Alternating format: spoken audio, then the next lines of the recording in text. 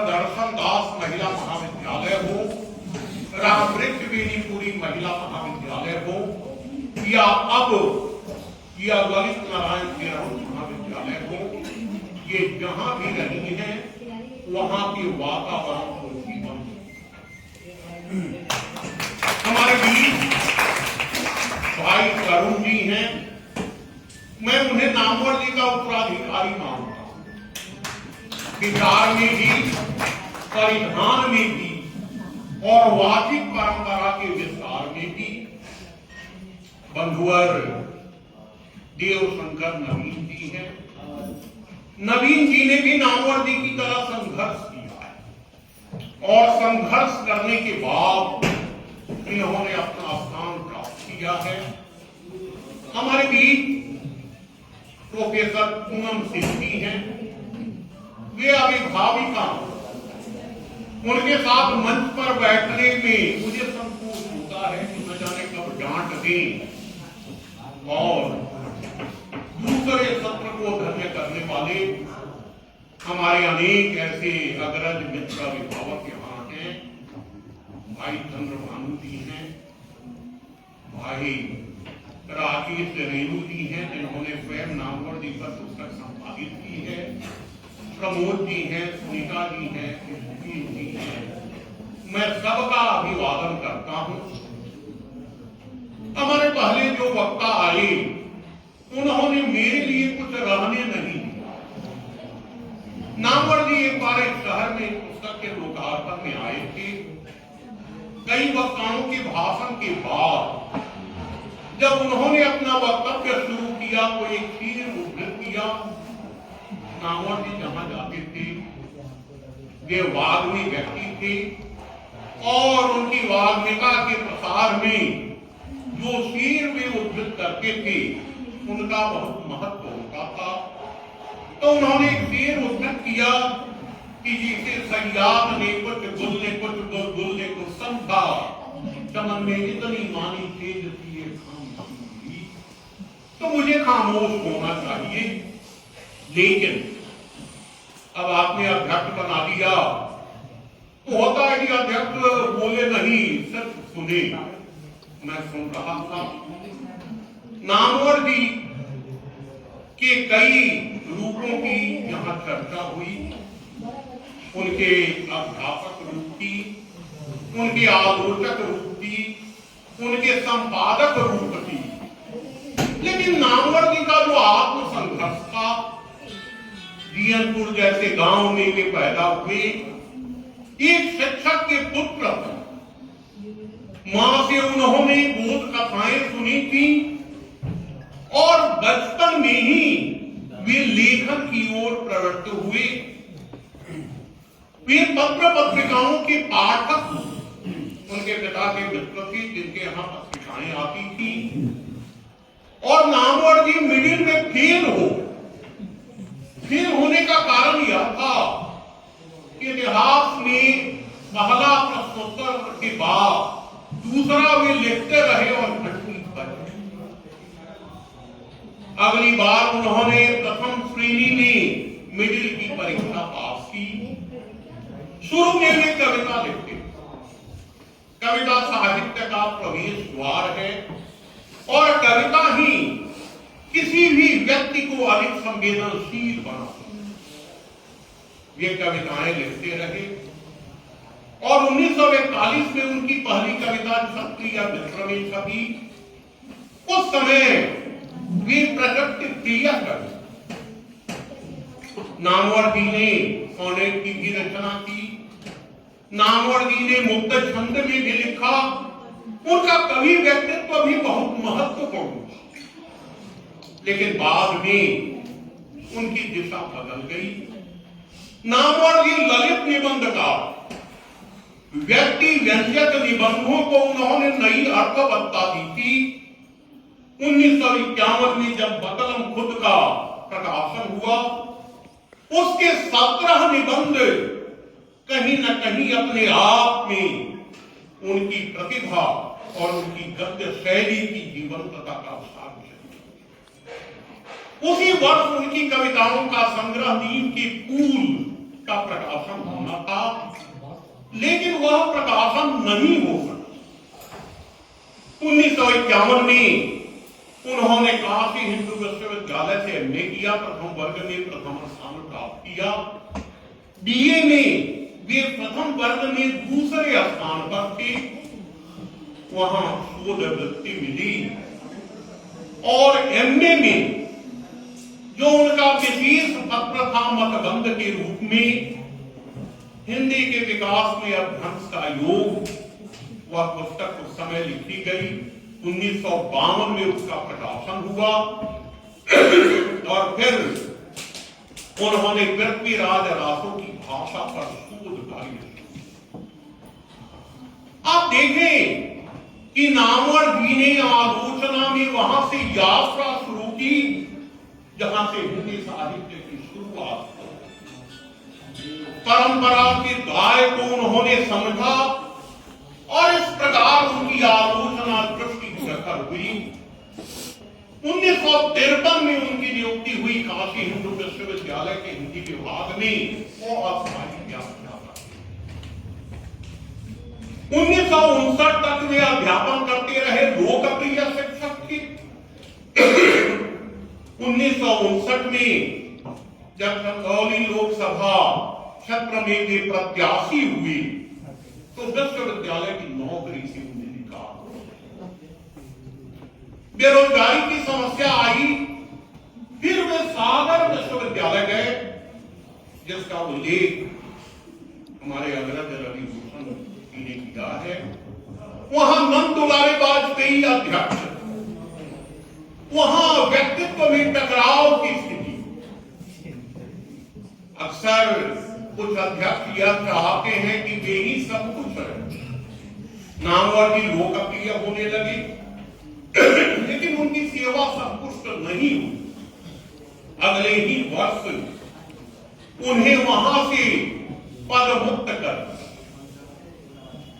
1960 में जब वे काशी आए तो उन्होंने अपने को सीमित कमरे में रह के उन्होंने लिखना शुरू किया।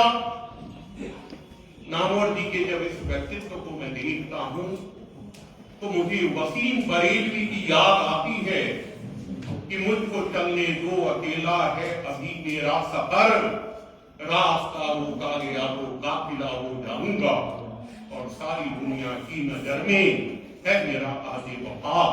एक तेरे गाने से क्या मैं बेवफा हूं? निकाले गए, वे हताश नहीं, और उस दौर में उनका लेखन जारी। 1965 में वे जनयुग का संपादक होकर दिल्ली गए और उसी समय राजकमल प्रकाशन में ओम प्रकाश जी जो प्रबंध निदेशक थे उनकी छुट्टी हो गई। जो लेखक उस समय राजकमल प्रकाशन के महत्वपूर्ण लेखक थे, उन्होंने अपनी पांडुलिपियां वापस ली, अपनी किताबें वापस ली, और उस समय राजकमल ने नामवर जी से अनुरोध किया। पार्टी की अनुमति मिली और नामवर जी ने देश का भ्रमण किया। रवि भूषण जी जिस समय में थे वे यहां आए थे और यहां से कुछ पांडुलिपियां ले गए। एक पांडुलिपि की सुरेंद्रनाथ दीक्षित भरत और भारतीय नाट्य का, दूसरी पांडुलिपि थी, वह पांडुलिपि थी यहां राम सारद चौधरी अभिनव जी थे, उनके विलिप का शोध प्रबंध हुआ था मधुर रस पर। और हमारे गुरु प्रोफेसर रामेश्वर शर्मा जिनकी जन्म शताब्दी भी इसी वर्ष है, उनसे उन्होंने पंत की काव्य कृति की एक भूमिका विद्यार्थियों के लिए छात्र संस्करण की भूमिका नामवर जी काम करते रहे। 2 साल बाद वे आलोचना के संपादक हुए और आलोचना को उन्होंने एक संपूर्ण साहित्यिक पत्रिका के रूप में व्यवस्थित आलोचना की जब शुरुआत हुई थी, शिवराम सिंह चौहान उसके संपादक हुए। उन्होंने उसे आलोचना और शोध की पत्रिका,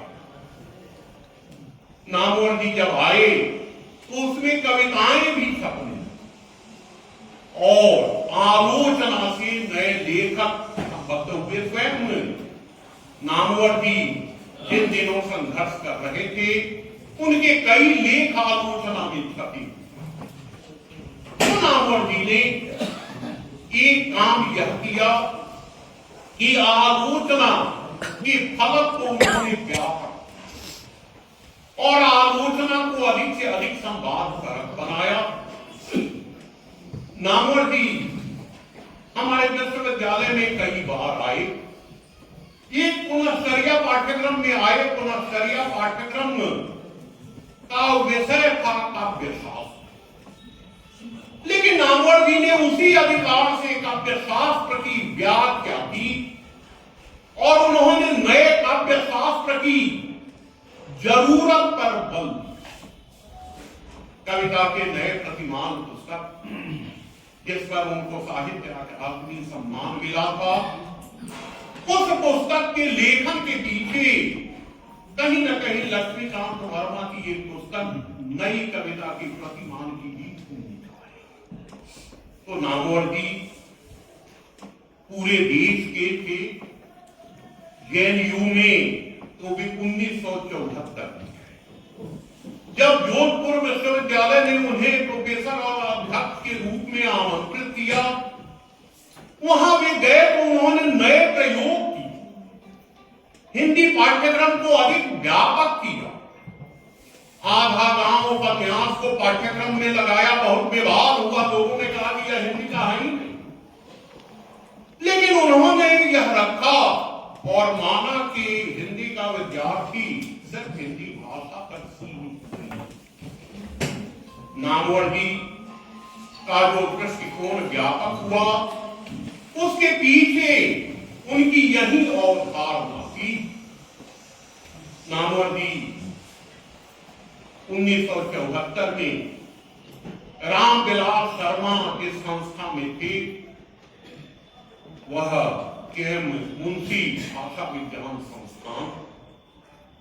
जब बालकृष्ण राव आगरा विश्वविद्यालय के कुलपति हुए तो उन्होंने पूछा कि रामविलास शर्मा प्रोफेसर तो हो गए होंगे। मालूम हुआ कि नहीं, ये प्रोफेसर नहीं, लेक्चरर ही।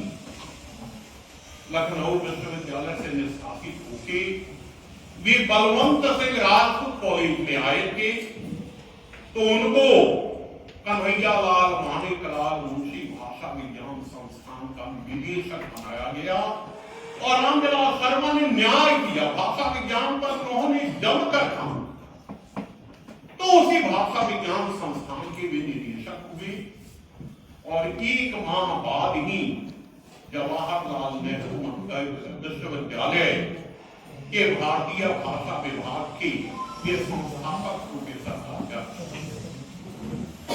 तो उन्होंने संघर्ष किया, उन्होंने साधना की और वे इतने महत्वपूर्ण हुए कि उनके जीवन काल में ही उन पर अनेक आलोचना ग्रंथ आए, अनेक लोगों ने शोध कार्य किए, अनेक पत्रिकाओं ने विशेषांक निकाले।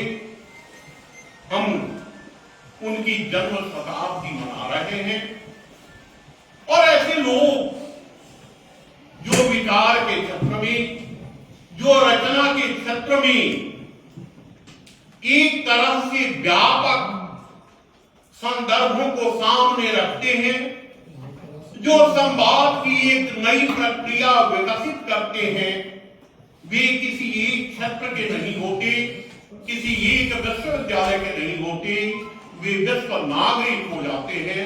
हमारे नामवर सिंह अपने वास्तविक स्वरूप में विश्व नागरिक हैं और मुझे खुशी है कि आज